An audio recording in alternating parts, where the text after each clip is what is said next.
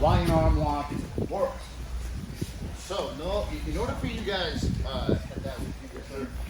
in order for you guys to understand how to defend a submission, you have to understand, okay, how to apply it. You're here, and I'm here, okay? What happens is that there's an arm lock, so I want to straighten his arm. I'm rolling back, and I want to put pressure on that, okay?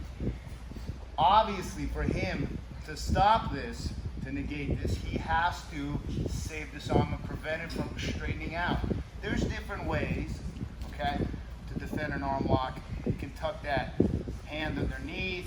You can go elbow to elbow, okay? All right, so consider when it's elbow to elbow, it's stage one.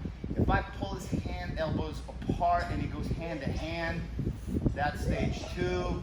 If I separate the hands, this is stage three, but then I need to straighten it because the arm breaks the opposite way of the thumb, so it breaks here. So if I'm pulling this way and he rotates this way, it's already a problem. If I go this way here, you can rotate it, and then meanwhile, in this stage three here, the problem is for him, it's already straight, so he better escape or tap or something, okay?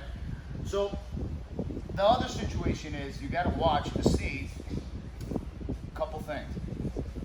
Are both of your arms inside and are their feet crossed? Or are they uncrossed? Or are they like this?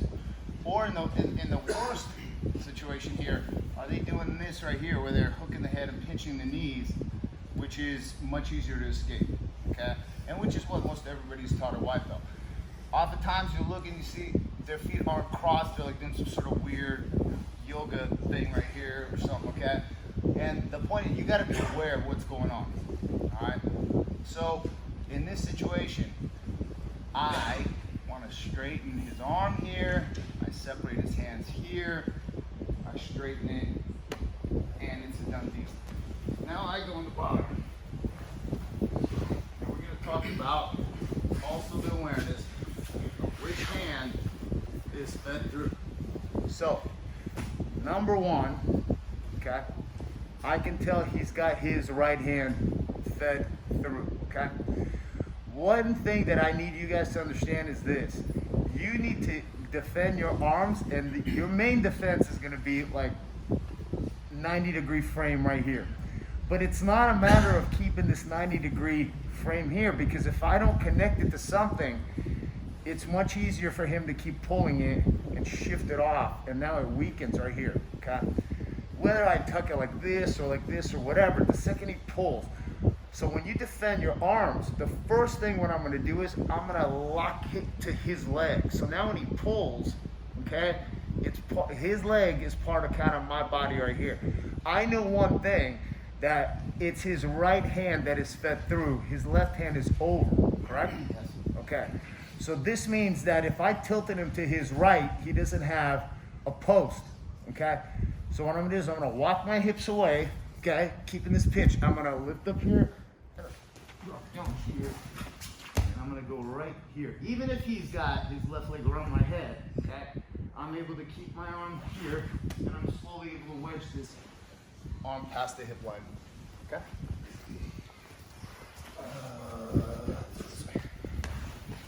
Because he has his right arm fed, okay? This is gonna be the first exercise. You're gonna go elbow to elbow here, okay? And you're gonna now just crunch basically here, because you see how much harder it is for him to pull right here. Pull. See, he pulls here versus here, pull. See how much more my arms move? So I'm gonna crunch at being aware that this is the negative space here. And because I'm locking his leg, if I bridge, he rocks. It's the problem with being on, yeah, see, if his legs come apart, then it's a whole other story. Okay, we'll talk about that. So what I'm gonna do is, I'm gonna create the space here. I'm gonna bridge my hips up, and I'm gonna drop him in that space, turn my hip, and wedge his hip right here. And keep pressing on him so that I can slowly pull my arm out more, in here. Okay? You'll have to turn your hips to roll in what's called stack. So he finishes right arm deep.